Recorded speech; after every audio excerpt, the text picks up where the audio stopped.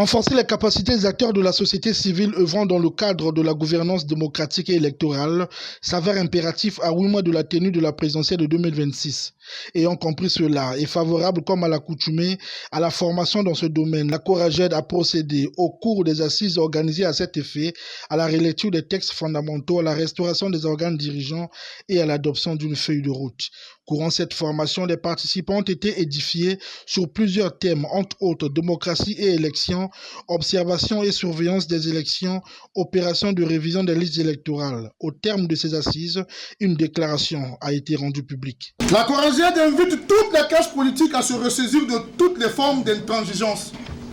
de sectarisme, en donnant à l'évidence, individuellement et collectivement, la preuve d'être animé par un seul désir majeur de servir l'intérêt général. La population congolaise aspire à vivre en paix, en sécurité, au bien-être socio-économique, en somme, à la justice sociale. La Coraged interpelle toutes les parties prenantes afin que les processus électoraux cessent d'être ces périodes cauchemardesques, des périodes de turbulence tant redoutées, mais concourent plutôt à la consolidation de l'état de droit et de la cohésion sociale, voire au triomphe d'un ordre désirable pour tout le Congo. Clôturant cette rencontre de la Coraged, Germain Sefa Sewangui, secrétaire permanent du Conseil consultatif de la société civile et des ONG, rappelle à l'assistance de mener des campagnes d'information, de sensibilisation et d'éducation sur les droits de l'homme, démocratie et élections. Notre chère nation aura dans cette optique son énième rendez-vous avec l'élection présidentielle en mars 2026. Je saisis cette opportunité de rappeler aux organisations de la société civile en général et celles spécialisées sur les problématiques droits de l'homme, démocratie et élections en particulier que vous représentez ici, toute la noblesse de vos missions, à savoir particulièrement d'un côté, de mener des intenses campagnes d'information, de sensibilisation et d'éducation à assises communautaires en vue d'amener tous nos compatriotes à s'approprier l'ensemble des règles, valeurs et exigences de la démocratie, dont les élections, majeures soient-elles, ne constituent qu'une composante, autrement dit, un des paliers, et de l'autre, de plaider en permanence, d'interpeller sans cesse nos gouvernants et acteurs politiques à se ressaisir à jamais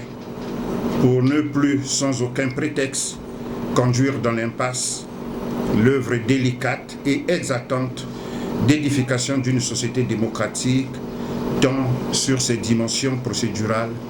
que substantielles. Satisfaits des enseignements reçus, certains participants se sont exprimés en ces termes. Aujourd'hui, nous sommes réunis ici pour poser les bases, pour démontrer que si hier on pouvait faire pareil, aujourd'hui, notre question c'est de sensibiliser les populations que ce ne sont pas des périodes de turbulence, mais sont des périodes comme tout autre,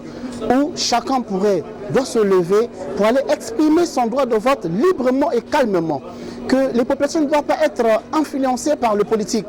On nous a fait comprendre que nous avons une contribution, un rôle à jouer